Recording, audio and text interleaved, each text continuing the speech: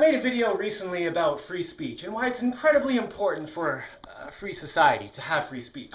And you can't try to censor it because then you're dependent on the person who is censoring it to decide what's okay to say and what's not okay. Everyone needs to have a voice. Everyone needs to be able to say what they want to say. Now, 2 rebuttals I got to this. Oh, first I should say the overwhelming response I got to this video was super positive, and that was very encouraging. But there were some rebuttals, and I would like to address a couple of them and maybe win over a few more people here with rational discussion. So one of the rebuttals was that I delete messages on Facebook posts. You know, I'll post something and then people will respond, and sometimes I'll delete messages. And then I'll leave a note saying, sorry, I just had to delete those because that person was just getting insulting, or they weren't going anywhere, or whatever. So that's one argument. The other argument against it was that you can't just let anyone have free speech, because what if someone goes into a movie theater and screams fire, and then there's panic and people are getting trampled and injured, and it causes this dangerous situation. So let me back up a little bit to a rule that kind of covers all of this stuff. Free speech and a lot of other things. Now, the rule I like to generally live by is do whatever you want as long as it doesn't prevent others from doing what they want. And I've often got the rebuttal of, well, what if I want to murder people? Then you want to stop me, and that means you're taking away my ability to do what I want. So all they did there was they took the first half of the rule, applied it to themselves, I get to do what I want, and then they took the second half of the rule and applied it to other people, which was you can't prevent other people from doing what they want. But the thing is, we have to have common sense about this stuff. You can't just chop things up and take things out of context, because nothing makes sense then. So if you look at if you run your murderous urges through the rule, it says, do whatever you want. Okay, I want to murder people. That's fine. As long as it doesn't prevent others from doing what they want. Oh, wait, I can't do it then. Because if I go around murdering people, that prevents them from doing what they want. So clearly, that's not an acceptable thing to do. And it's not difficult to formulate that thought. You just have to look at it rationally. Like, take the 10 seconds to actually think about it before making the response of, whoa, what if I want to murder people? Then you're blah, blah. You know, before you respond to things, think about it. It's a really important thing. I'm not saying anyone's stupid or anything, because I've done this too. I've responded and hit the send button, and then I've thought about it and been like, no, I shouldn't have said that. And then I'll try to say, you know, after the fact, I'm sorry, that was, you know, emotional response. I said the wrong thing. And it's also important to be able to admit when you've done that, so you don't just keep digging the hole deeper and deeper. So fast forward a little bit to free speech specifically.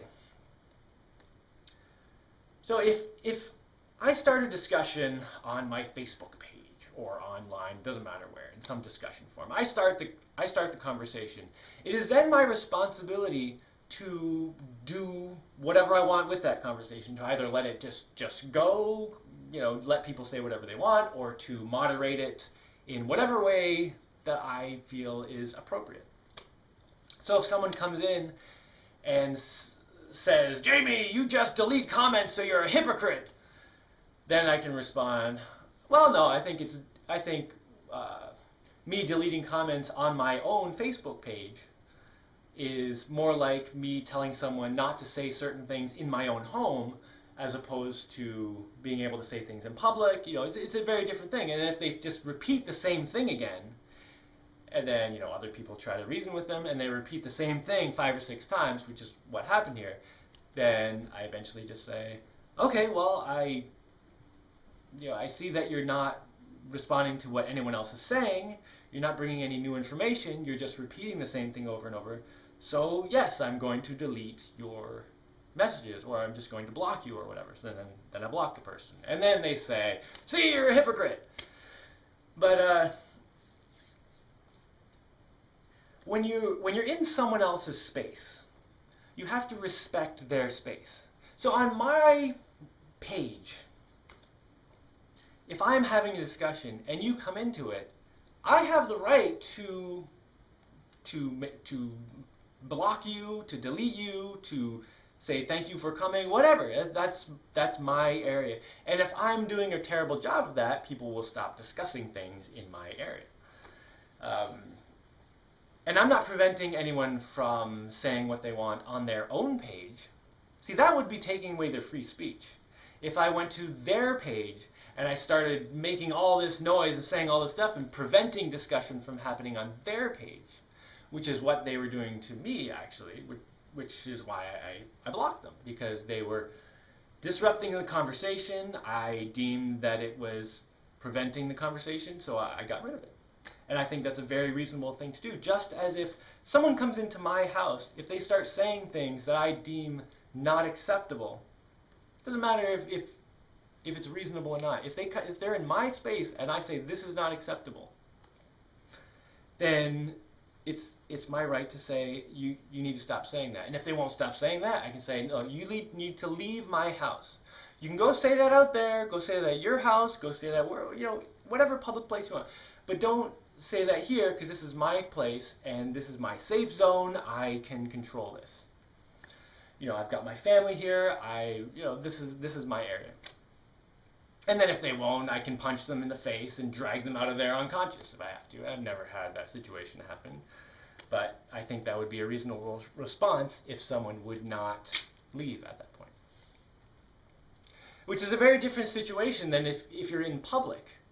See, if I'm at the park, a public park, and I'm having a discussion with someone, and they say something that I really don't like, I can't tell them, no, you're not allowed to say that, because that's an unreasonable thing to do. I can disagree with them, I can reason with them and try to get them to change what they think and say, but I can't just shut them up. Now, particularly if I go to an event where someone has either rented a venue or set up an event where they're talking to a bunch of people who've come specifically to listen to that person. It is fine for me to protest that. And this is another thing that comes up a lot. Are the protesters' free speech being taken away by them not being allowed to scream at the top of their lungs over the person talking? No, if I'm going to protest someone else speaking, I have to let them speak. I can hold up a sign saying I disagree with you, but if I prevent them from speaking, I'm taking away their free speech, and then I'm the bad guy. And that does, first it creates an environment where people aren't allowed to speak freely, and it also creates a divide between me and that person trying to speak that just widens and widens. But there is a much better way to protest these things. I could go in there and actually listen to what the person says and understand where they're coming from. And maybe I'll understand where they're coming from and it'll make a little more sense to me. And we can find some peace that way. Or maybe I'll just hate everything they're saying the whole time, and then I'll understand where they're coming from, so I'll know how to debate it better.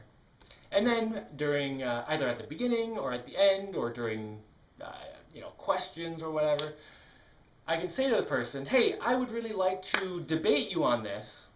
Can we set up a forum where we can do that? And that would be a much more useful thing than just standing outside the event, getting 200 people to chant the same thing over and over, trying to drown out the person, which is not free speech. That is not free speech. It's just causing a problem, because you're not expressing any ideas, you're not sharing opinions or anything, you're just trying to disrupt whatever else is going on. And this is the same thing with the person running into the movie theater and screaming fire when there's no fire. You shouldn't run in there and scream fire even if there is fire. You should say, may I have everyone's attention? There's a fire in the building, we should all evacuate calmly. But anyway, that's beside the point. You can't, it's not your free speech to go in somewhere, go into some place where there are people and cause a riot, declare an emergency that doesn't exist. That's not free speech. You're not sharing an opinion. You're not expressing ideas. You're just inciting a riot. You're causing a dangerous situation. Now, the fact that you are using words and you're speaking to do it, that doesn't come under free speech. Free speech has to be something that covers the sharing of ideas, not the attacking of people or groups. Now, this also brings up another part of the common sense thing. You can't be offended. You can't feel like you're attacked because someone disagrees with you. That doesn't count. Now, if someone calls you a friggin' idiot, that's not really acceptable. That's an attack. I still think a person should be able to call you a friggin' idiot if that's what they think. But that's getting to the point where the discussion is broken down and it's not useful anymore. So at that point, there's no point in listening to them, and their speech is not useful. But you can't get upset because someone declares that they think God is a purple wildebeest who lives under my house. You can say, well, I disagree with that, but if you can't take that as an attack. That's not an attack on you. It's just a different opinion. It may be totally ridiculous, but they can think that and they can say that. So I don't know if that helps at all, but with the whole free speech thing, you have to have some level of common sense, and it's called common sense because it's something that everyone has. Like, it is a common sensible thing, and we're taught not to use it, like all through school and stuff, and we're taught to follow rules and do all this stuff. But really try to use your own common sense when approaching these ideas, because without common sense, the only way to keep a society from falling apart is to have just millions upon millions of rules that cover every tiny bit of minutia that could possibly happen, which is a terrible society, and there's no number of rules can cover everything. So we really need to have common sense in this stuff and in our lives in general. Yeah, that's about it. Oh, the rain stopped. I'm going to go back to work. I could sum up a lot of this just by saying that if you use your right to take away someone else's right, you both lose that right.